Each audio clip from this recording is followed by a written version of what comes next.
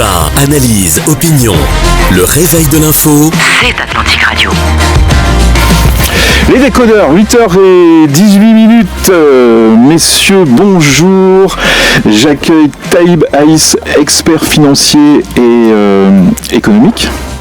Bonjour. Bonjour. Et Mohamed Douyeb, journaliste fondateur de Le Média. Bonjour messieurs, je suis très content de vous retrouver monsieur Douyeb, ça fait longtemps que vous n'êtes pas venu. On va se vous voyez maintenant, bonjour Franck. Bonjour. On va dire qu'on est voilà. On se connaît depuis longtemps, etc. Donc bon retour sur Atlantique dans les décodeurs. Alors, écoutez, il y a deux sujets aujourd'hui. Tout à l'heure, on va parler de ce qui s'est passé lundi, cette réunion décidée par Sa Majesté qui a la volonté d'associer l'ensemble des forces nationales à la révision de l'initiative marocaine d'autonomie. On en parlera tout à l'heure. Et puis on va commencer par ce projet de loi de finances. Alors tout à l'heure, quand Mohamed Douyeb est arrivé dans le studio, il a dit « Tu vas nous plomber avec ce sujet ». Mais moi, je trouve pas ça vraiment plombant.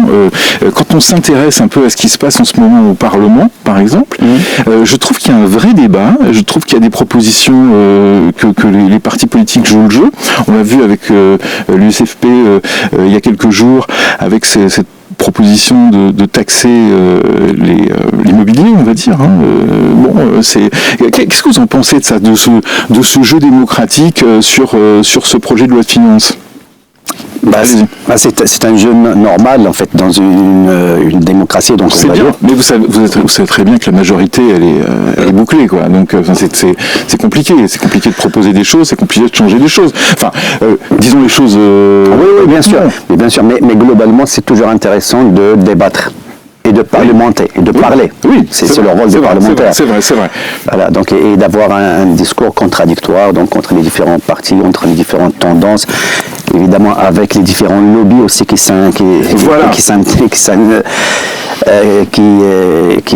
défendent évidemment leurs intérêts, et donc tout cela c'est un jeu démocratique normal. Évidemment, le gouvernement a sa majorité, on va dire automatique et quantitative, mais toujours est-il, c'est toujours intéressant de débattre. Est-ce qu'à votre avis, ce qui s'est passé il y a quelques semaines, les manifestations avec la Gen Z, on va dire tout ce mouvement de protestation, est-ce que ça a renforcé justement ce débat parlementaire ? Bien sûr, et on a vu même que ça a remis en fait le débat, parce qu'à un certain moment il n'y avait plus de débat.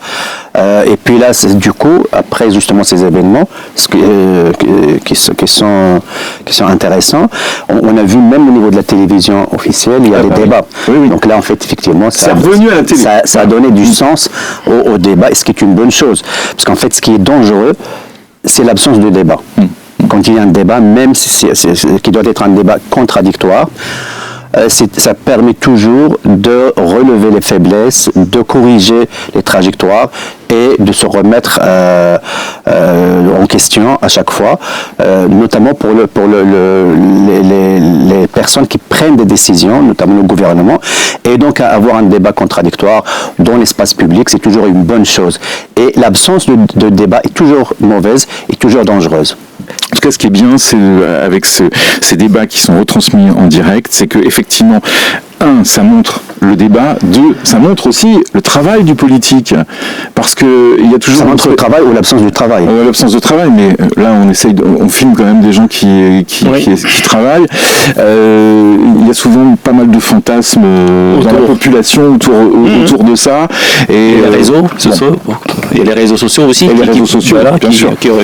Alors, qu'est-ce que vous pensez de tout ça, vous Je voulais juste dire, je disais le matin comme ça en off, c'était plombant dans quel sens ? Parce que ça dépend de quel bout on va prendre ce sujet-là, parce que vous le disiez, c'est très bien le débat. Si on prend d'un point de vue très technique sur tout ce qui est prévu dans ce projet de loi de finances... Ça, on le fait, je dirais, au quotidien. Oui, voilà, c'est pour ça que Oui, maintenant, cette loi de finances arrive après des contestations sociales, arrive dans un contexte international assez particulier, même national, donc on a la protestation sociale. Et on s'attendait, on a émis l'espoir, Parce qu'on a vu, vous avez parlé de la télé, comment ces corps politiques, sociaux se sont un petit peu réveillés en disant il faut donner la parole, il faut écouter les gens. Très bien. Ça a pris quelques semaines. D'ailleurs, on ne voit plus les jeunes dans les débats. Donc, c'était juste une affaire de 2-3 semaines. Hein, donc, si on passe à autre chose. Et on a mis Souhait pour voir des choses un peu audacieuses dans cette loi de finances. C'est-à-dire recadrage. On parle quand même de la dernière loi de finances d'un gouvernement qui va arriver, qui va sortir, donc qui prépare en principe sa campagne électorale. Et on se retrouve avec un texte très normal pour un contexte, je dirais, assez anormal, assez exceptionnel, sans aucune, je dirais, mesure, à part bien sûr les enveloppes, je dirais, inédites pour la santé et l'éducation, mais on a vu les budgets ne règlent pas tout. Ne règle pas tout. Maintenant, on parle de 140 milliards pour la santé et l'éducation, ce qui est pour le Maroc quelque chose de comme au-delà de ses capacités. Je voudrais juste, et ça l'économiste il est avec nous, ce que ça nous coûte. Nous, je dirais la croissance en termes de, pour avoir 1% de croissance, on doit en face mettre un argent fou et du coup, c'est là où normalement un gouvernement devrait corriger ce genre de choses. Donc moi, je m'attendais au moins par rapport à tout ce qui s'est passé, au moins un message, parce que le texte de loi de finances n'est pas un texte froid. C'est un texte qui intervient aussi dans une conjoncture politique. Oui, je suis tout à fait d'accord. Effectivement, on s'attendait effectivement à une loi, à des dispositions beaucoup plus intéressantes, beaucoup plus vigoureuses, parce que nous sommes effectivement dans un environnement de crise au niveau national. Donc il y a donc cette contestation des jeunes, etc. Mais c'est une contestation générale, qui ne concerne pas uniquement les jeunes. Donc on s'attendait effectivement à quelque chose de beaucoup plus fort, à des messages de beaucoup plus forts.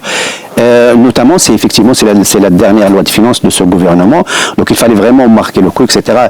Et surtout, nous avons des problématiques et des attentes très très importantes au niveau de l'éducation, au niveau de la santé, au niveau notamment du chômage. Et des chômages des jeunes particulièrement. Donc il y a énormément de choses qui sont importantes. Et puis aussi, il y a des délais aussi. Ce gouvernement est obligé de finaliser la généralisation de la protection sociale en 2025. C'est prévu dans la loi cadre qui a été promulguée par l'ancien gouvernement. Donc il fallait boucler tout ce travail-là en 2025, ce qui ne fait pas fût. Et d'autre part, il y a des chantiers très très importants, notamment au niveau de la réforme fiscale. Il y a encore énormément de choses à faire à ce niveau-là. Au niveau de la restructuration des entreprises publiques et du secteur public, il y a une loi cadre d'ailleurs qui n'a pas été appliquée, malheureusement, qui a été promulguée par l'ancien gouvernement, mais qui n'a pas été appliquée par ce gouvernement. Donc de la restructuration du secteur public, des entreprises publiques, etc. Et effectivement, ce secteur est un gouffre pour l'État. Au lieu d'être un levier, ça devenait un gouffre. Donc là, il y a énormément de choses qui n'ont pas été faites. Alors quand je vous écoute, je lis des papiers là-dessus. Est-ce que c'est pas un peu vain quand même de vouloir s'attaquer à tout? Réforme fiscale, restructuration, etc. etc. Il y a quand même des priorités. Si on fait une liste avec toutes les priorités, les infrastructures, le projet social qui coûte cher.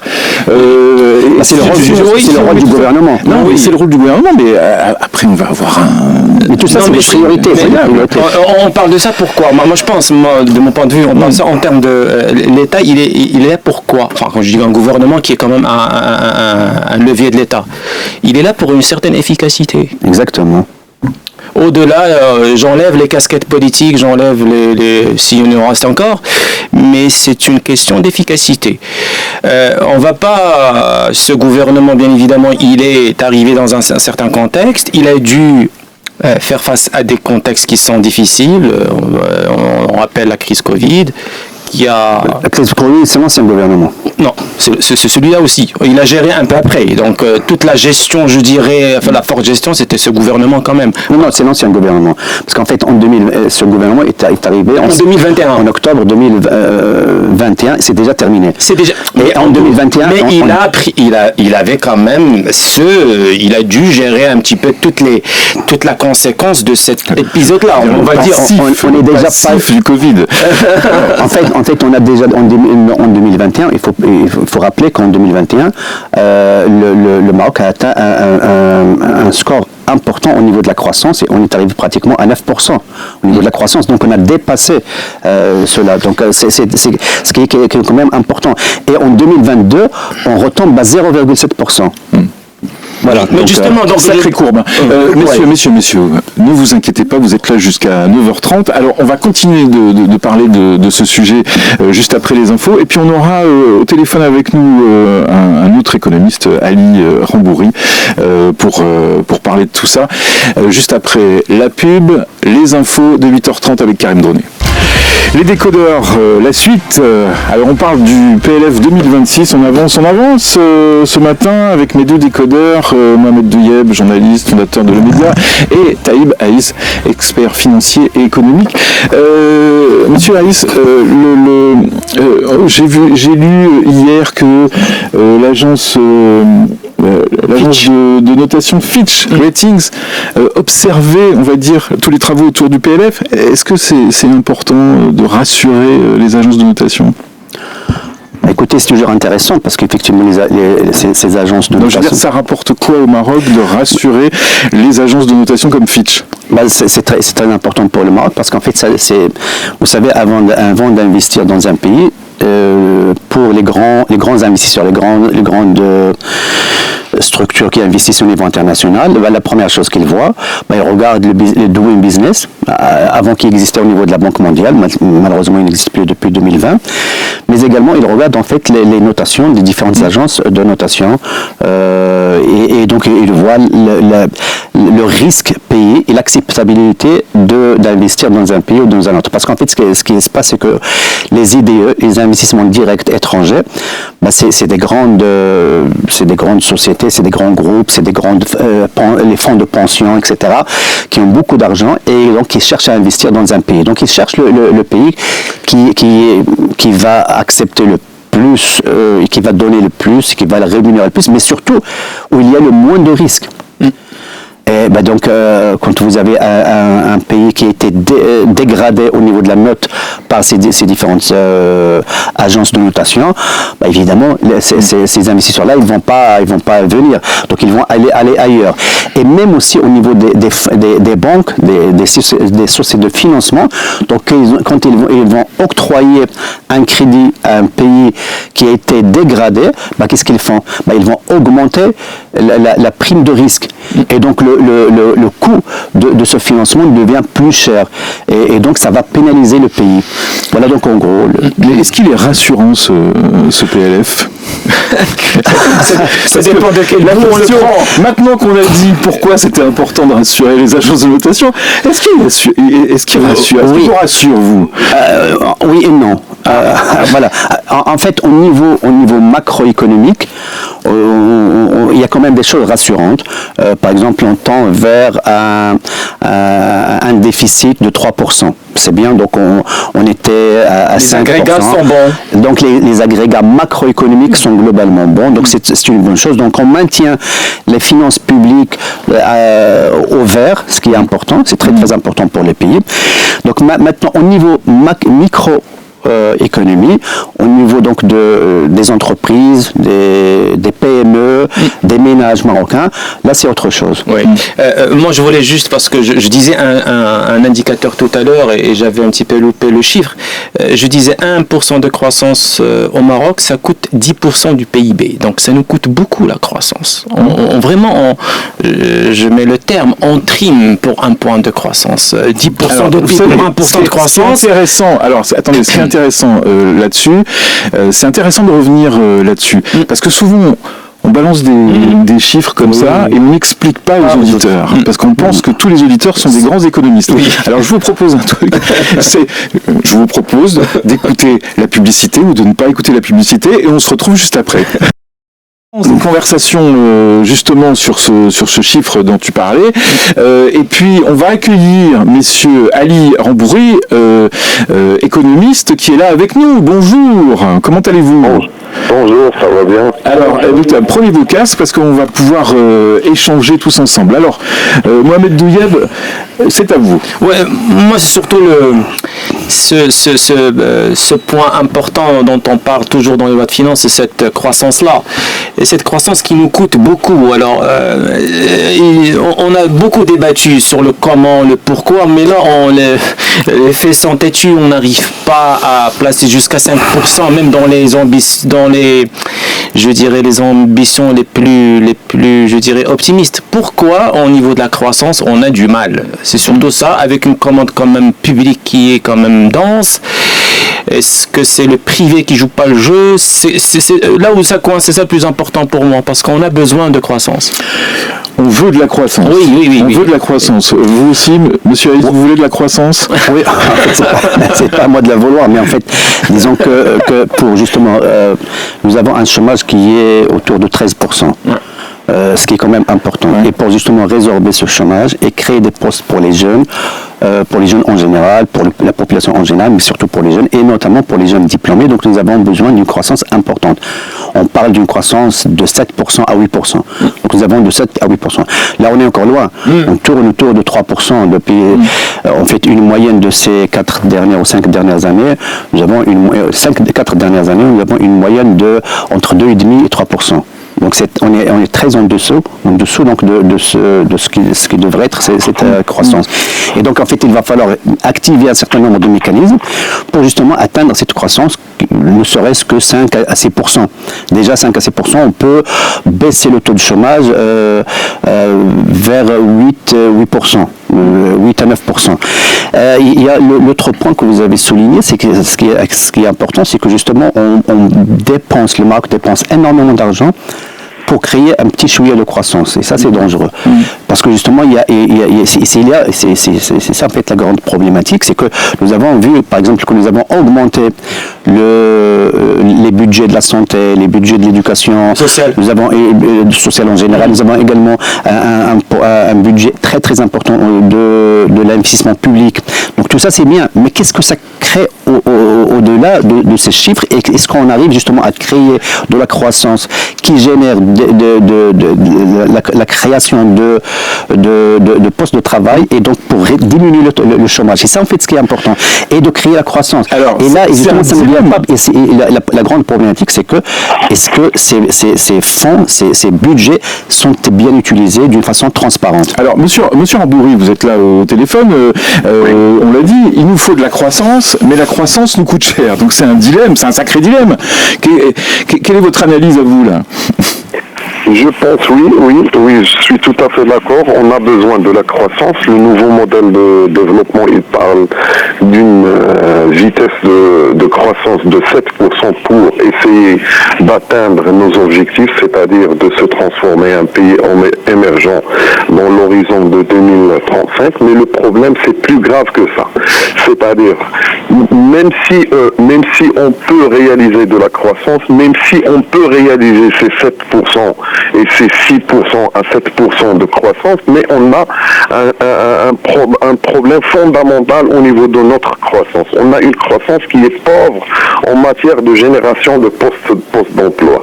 Dans les années 2000, notre croissance, il générait à peu près 50 000 postes d'emploi. Aujourd'hui, on a un chiffre qui est très alarmant. Notre croissance, un point de croissance, il ne génère que 12 000 postes d'emploi. Donc on a une croissance qui est pauvre en matière de création d'emplois, une croissance qui est pauvre aussi en matière de création de valeur ajoutée.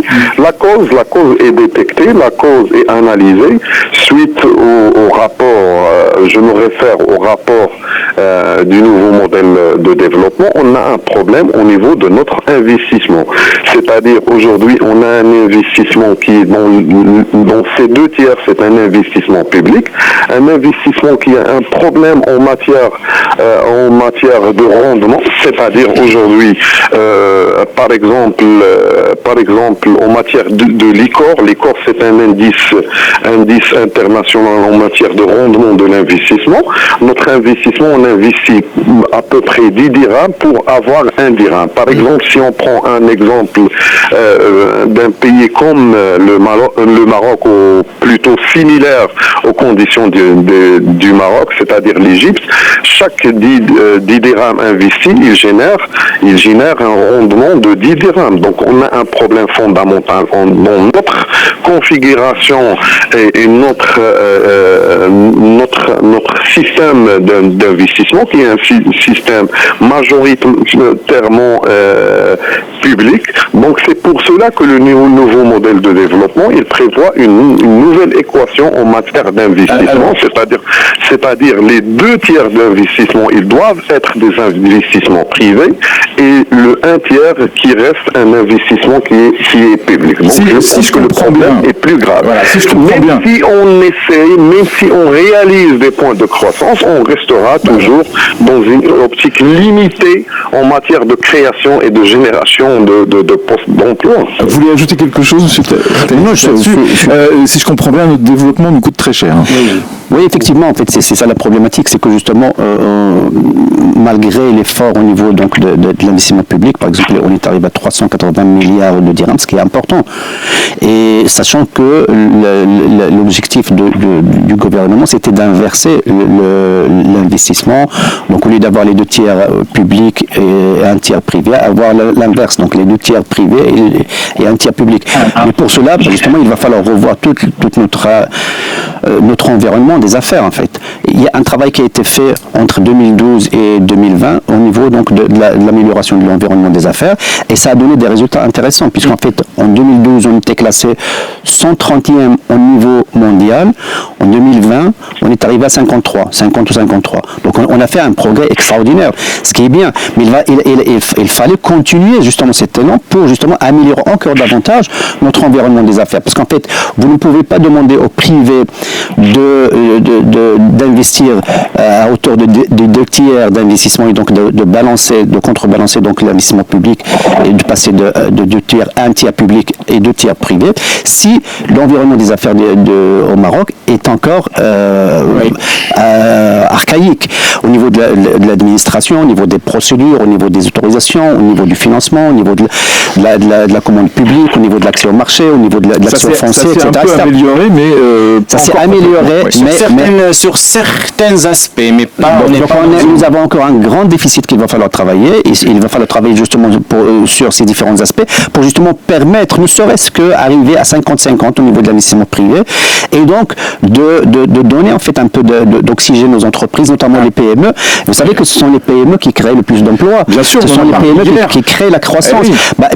Justement, tout ce qu'on est en train de faire, on est en train d'asphyxier davantage les PME. Notamment, il y a des pardon si vous permettez, il y a des dispositions fiscales qu'on a introduites cette année encore, même la loi de finances 2026 et la loi de finances de l'année dernière et d'avant, justement au niveau de la TVA par exemple, il y a cette retenue à la source de la TVA qui va casser les entreprises, notamment les PME et les petites et moyennes entreprises. Pourquoi ? Parce qu'en fait ça va réduire leur trésorerie, et ça va justement, et c'est bien pour les trésors, mais c'est très mal pour les entreprises, parce qu'en fait ça va les priver d'une trésorerie, et donc comment est-ce qu'ils vont financer cette trésorerie alors que déjà ils sont en sous-financement, ils sont en sous-capitalisés, etc.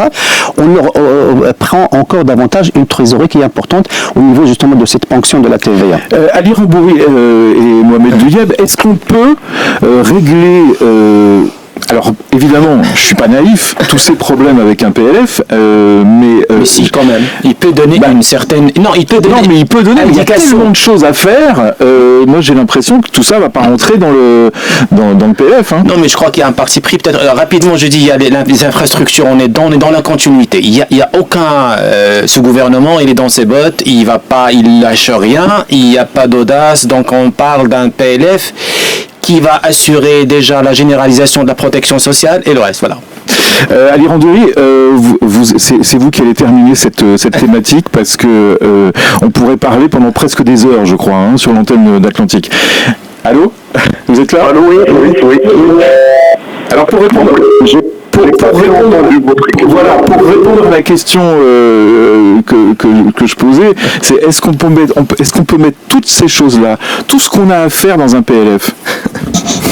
Non, le PLF, il reflète les intentions et aussi toutes les directions que le gouvernement va prendre, ainsi que tous les programmes, ainsi que toutes les intentions de gouvernement en matière économique, en matière de transformation économique, mais on est toujours dans une logique de continuité. Il ne faut pas aussi oublier ou négliger qu'on est dans une phase de mise en œuvre de notre plan, notre nouveau modèle de développement. Le nouveau modèle de développement, c'est un objectif qui est un objectif stratégique, qui est un objectif clair.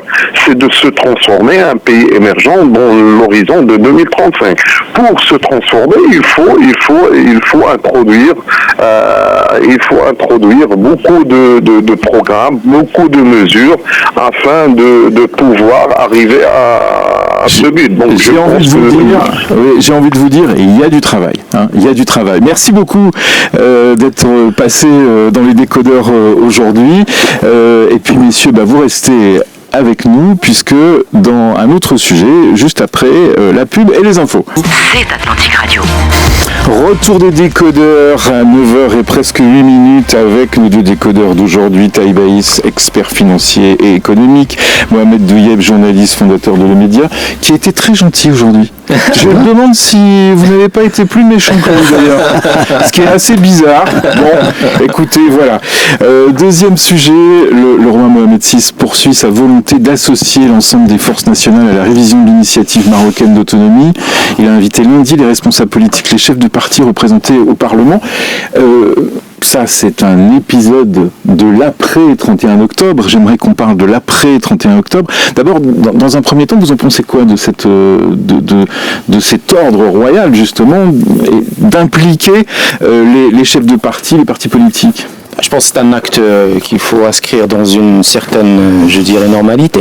Un sujet comme celui-là ne doit en principe qu'impliquer un peu tous les représentants, je dirais, des partis, des partis, des représentants des citoyens, parce qu'on sait que c'est un sujet qui est géré depuis l'histoire du Maroc, ce dossier du Sahara est géré par le cabinet royal, donc qui est bien. En tout cas, ça montre une chose, c'est que le cabinet royal veut garder la main là-dessus.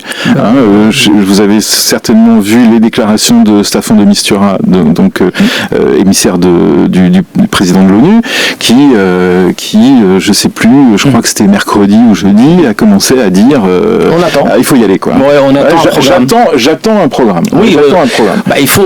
On peut pas juste avoir un document qui va sortir du cabinet royal, donc il faut un document qui ait un consensus national sur ce plan, parce qu'il date. On a une idée sommaire, mais on n'a pas aujourd'hui les détails. Et pour moi, ça va être une révolution, il faut le dire comme ça va être une révolution dans la gouvernance du pays, parce que quand même, c'est un chantier politique, social qui va révolutionner un petit peu la façon de gouverner. Ce n'est pas que les provinces du Sud, donc il va avoir une implication sur tout le pays. Et donc ça, pour moi, c'est les prochaines 10 ans, quand on parlait de nouveaux modèles de développement, là, on est vraiment dans un autre chapitre aussi de développement. Et donc, bien évidemment, il faut impliquer ce personnel politique, peut-être technocrate. Il a des gens... ça boue à l'intérieur. Ça boue à l'intérieur. Donc maintenant, moi, je voudrais voir la suite. Comment c'est parti? Est-ce que il y a l'expertise nécessaire? Est-ce qu'on va être audacieux ou pas? Est-ce qu'on va avoir de la retenue ou pas? Parce que quand même, là, on est vraiment sur un brainstorming, je dirais, à grande échelle. Quelle est la limite? Où va placer le curseur? on va placer le curseur. C'est ça pour moi, pour les partis politiques. Et peut-être juste une petite parenthèse. Avec tous... Attention, il va exploser. Non, avec ce qu'on a vécu ces derniers temps, c'est-à-dire tout ce qu'a pris... en tout cas, tout ce qu'ont pris les partis politiques, le fait qu'ils ne soient pas dans le coup, on va le dire comme ça, qu'ils sont déconnectés, qu'ils n'ont pas vu venir les choses, où on parlait d'une certaine monotonie, ou un certain silence du monde politique. Bah oui. Je me dis, là, il y a une opportunité, mais est-ce qu'ils vont la saisir ? Pour dire, voilà, on a encore de la ressource, on a encore de la compétence. Ça, c'est une question pour moi qui va en grande ouverte. Ça, c'est la suite. Des événements. C'est la suite de la saison 1. Voilà, exactement. Oui, alors, d'abord, il faut se féliciter de cette résolution onusienne 2797, ce qui est important. Deuxièmement, effectivement, les partis politiques doivent être informés, et normalement, ils devaient être informés depuis le début. Autre chose, en fait, ce qui serait bien, ce qui aurait été bien, c'est que justement, le chef du gouvernement présente ce projet au Parlement. Et associer donc le Parlement qui est censé être le représentant de la nation pour justement ouvrir un débat public, etc. sur cette question cruciale pour le Maroc. Effectivement, comme vous venez de le dire, ça va changer ça va impacter non seulement les provinces du Sud, mais ça va impacter l'ensemble du royaume. En fait, ce qui est demandé aux partis politiques, c'est de préparer une conception, en fait, comment est-ce qu'ils voient une vision donc de cette autonomie. Mais en fait, rapidement, l'autonomie, elle est claire. En fait, ça veut dire quoi? Ça veut dire qu'il y aura un gouvernement élu au niveau des provinces du Sud, il y aura un chef de gouvernement régional qui va gérer avec un parlement régional et qui va gérer donc l'ensemble des affaires de ces provinces avec la souveraineté marocaine qui va garder, évidemment, il y aura la défense, la sécurité, les affaires étrangères, le dirham, parce que c'est toujours le dirham qui va, etc. Donc voilà, donc globalement, ça va tourner autour de ça, ça ne va pas sortir de ce niveau-là. Mais en fait, ce qui est important dans cette démarche, c'est que ce qui a été demandé dans cette résolution, c'est d'avoir une autonomie réelle. Et ça a été souligné, une autonomie réelle. Ça veut dire, en fait, il y aura vraiment un parlement régional qui aura toutes les prérogatives et donc le chef de gouvernement régional. C'est quoi? C'est comme l'Écosse? Ça va ressembler à cela. Oui. Parce qu'en fait, c'est peut-être l'Écosse ou peut-être en Catalogne, à Barcelone, etc. Oui. Donc c'est des exemples d'autonomie réelle avec une souveraineté nationale. Ça, c'est très très important. Et donc l'impact que ça va avoir sur le reste du Maroc, c'est que vous savez que la Constitution de 2011 avait mis l'accent sur la régionalisation avancée. Oui. Et cette régionalisation avancée, il ne concerne pas que les provinces du Sud, il concerne l'ensemble des 12 provinces. Ça veut dire en fait, dorénavant, les autres provinces, il va falloir donner une régionalisation avancée réelle, avec une décentralisation et une déconcentration de l'administration, justement pour avoir une administration régionale dans chaque région, pour pouvoir justement stimuler l'investissement, aussi bien public que privé, mais surtout améliorer l'environnement des affaires régionales. Parce qu'en fait, il y a aussi une justice régionale qui est encore absente. Oui. Donc, si vous voyez la région de Tafilal, de Tenerife, de Ouarzazate, d'un certain nombre de régions qui sont délaissées, il est temps justement de donner l'importance à ces régions et justement de booster cette régionalisation avancée qui a été dans la Constitution, inscrite dans la Constitution de 2011. Il nous reste un quart d'heure, vous nous faites un petit business plan pour tout ça? Exactement. Tout à l'heure, Mohamed Douyeb a dit il faut que le Maroc soit ambitieux. Bon. Mais est-ce qu'on peut être ambitieux dans ce contexte onusien, en fait? Dans ce cadre qui va être quand même très serré et très surveillé. Un cadre, et puis surtout c'est un plan qu'il faudra défendre. Donc il faut, là on va entrer en négociation. Donc il y a des parties prenantes. Donc on n'aura pas que des amis. Alors attends, parties prenantes, donc Mauritanie, Algérie. Oui. Polisario. Oui. Mais en fait, les deux parties prenantes, c'est très important en fait cette question.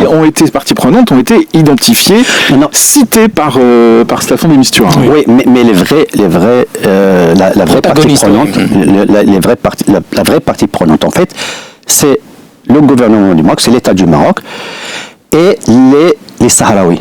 C'est ça en fait la vraie question. Parce que l'Algérie n'a rien à faire dans ce débat. Okay. Mais la Mauritanie. Mais justement, je vais vous expliquer. Qu'il soit cité par l'ONU. Ça, c'est au niveau de la politique internationale, c'est tout à fait normal parce que ce sont eux qui financent, ce sont eux qui ont financé pendant ces 50 dernières années. Mais la vraie problématique, c'est quoi? C'est que, et là, c'est très très important, les gens qui sont concernés, ce sont les Sahraouis.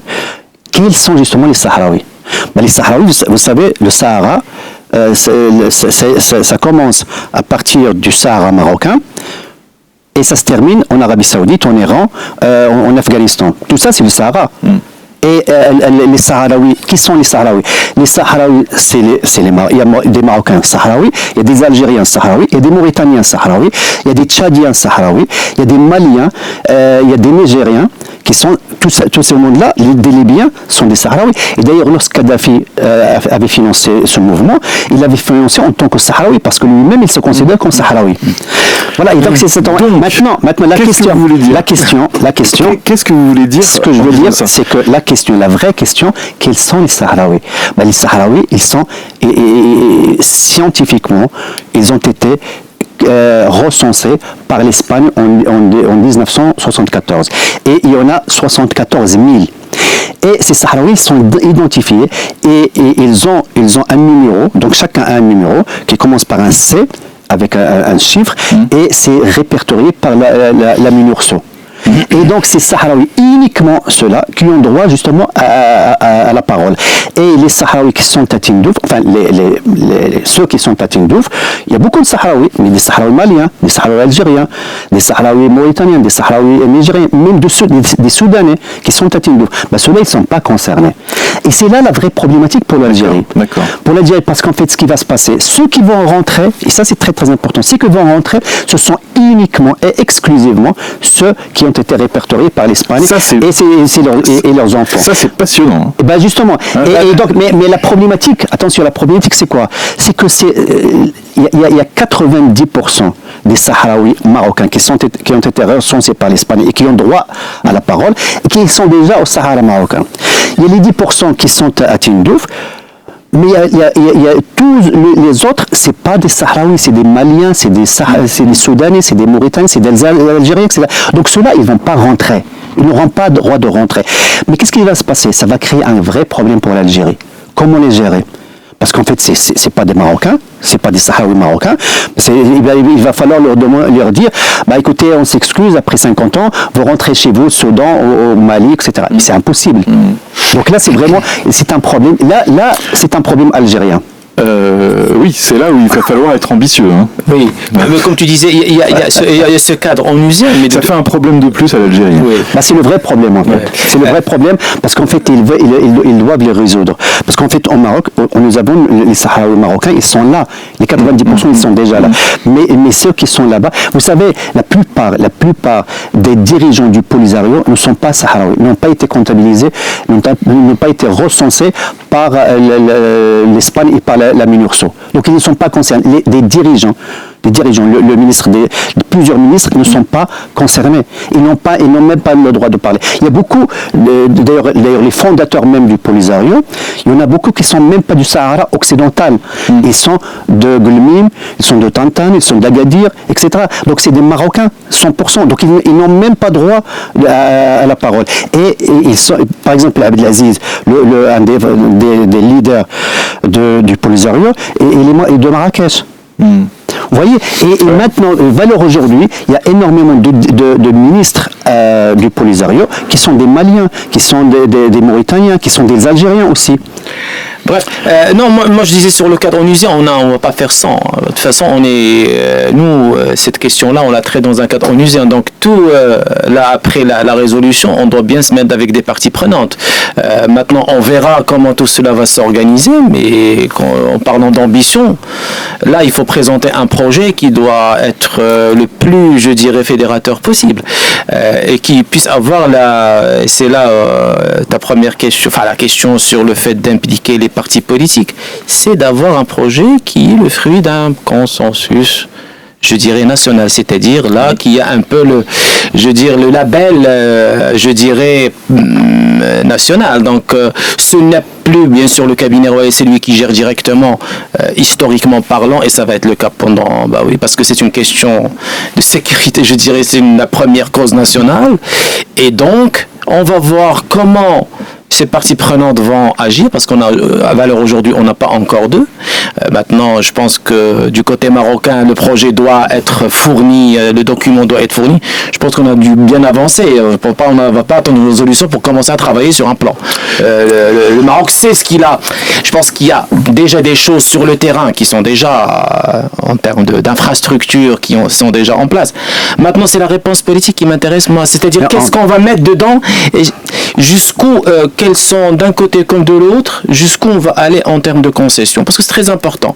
Là, on arrive à une résolution qui est historique, d'accord, mais là, sur le terrain, jusqu'où on va aller?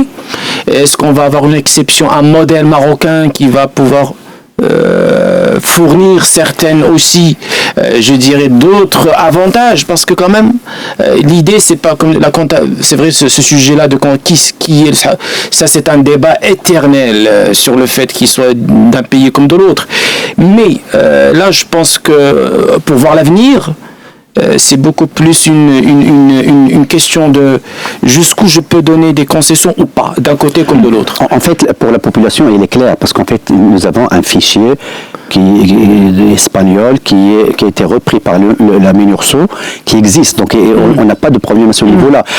Par contre, au niveau du modèle, le modèle, il est pratiquement fait. D'ailleurs,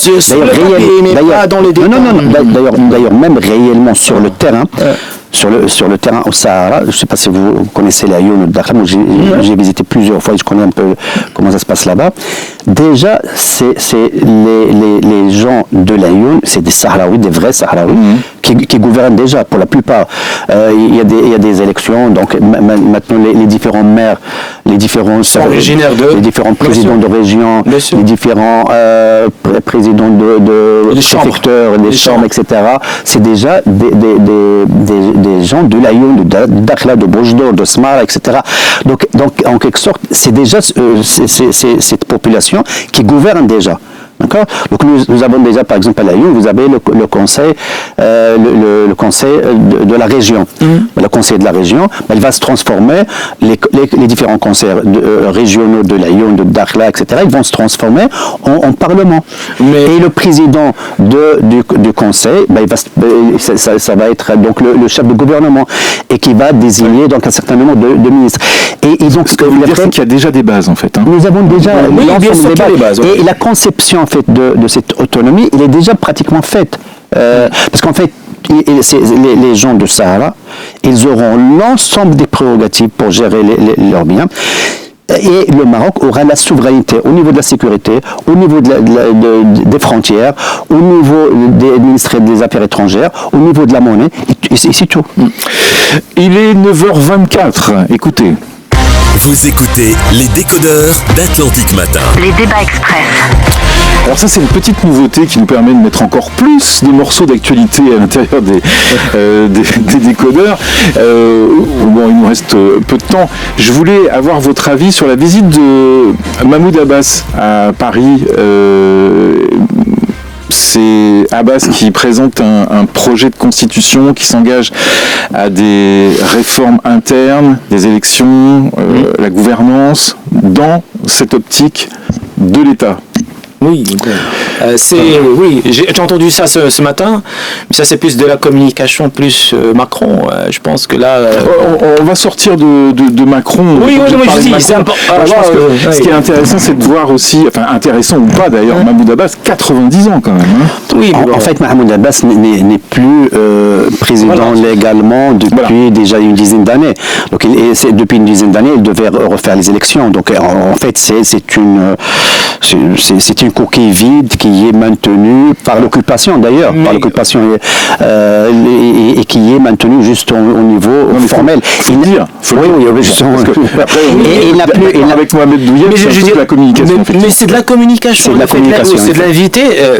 Parce que ça arrange un petit peu les affaires de Macron, parce qu'il reconnaît quand même la Palestine dans un contexte tel qu'on le connaît.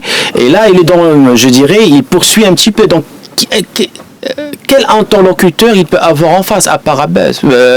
Ici, les seuls aujourd'hui, en termes légaux, bien sûr, il n'est que sur le papier, on est d'accord. Renouveler, moi, quand j'entends sur les médias français parler de Mahmoud Abbas ou avoir Leila Chaïd, par exemple, qui s'exprime sur le sujet, je me dis, c'est bon, on est en 2025, on va peut-être passer à autre chose. Voilà, en fait, déjà au niveau donc, de cette question palestinienne, donc il y a le représentant de la Palestine, donc il y a l'OLP, l'ancien OLP qui est aussi qui est devenu une coquille vide aussi.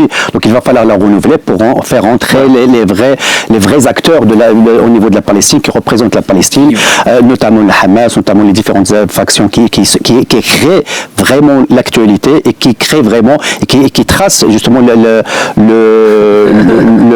l'avenir de la Palestine. Et c'est avec ces forces vives qu'il va falloir dialoguer. Je crois que vous aimez bien mes petits débats express là. Mais c'est très bien les débats express. À la fin, j'aurais dû les lancer un petit peu avant quand même. Il faut au moins 5 minutes quoi. Voilà, 10 minutes même. Même 10 minutes, 10 minutes c'est bon. 10 minutes c'est parfait. Merci messieurs, vous avez été parfaits. Franchement, Taïb Aïs, expert financier économique, Mohamed Douillet, journaliste fondateur de Le Média. Merci. Vous revenez très bientôt dans les décodeurs pour parler d'actualité. Je vous souhaite une très bonne journée. Merci à vous. Merci à vous. Et on reprend notre petit chemin de la matinale d'Atlantic Radio, à suivre après la pub, les infos avec Karim Dronet. Atlantic Matin.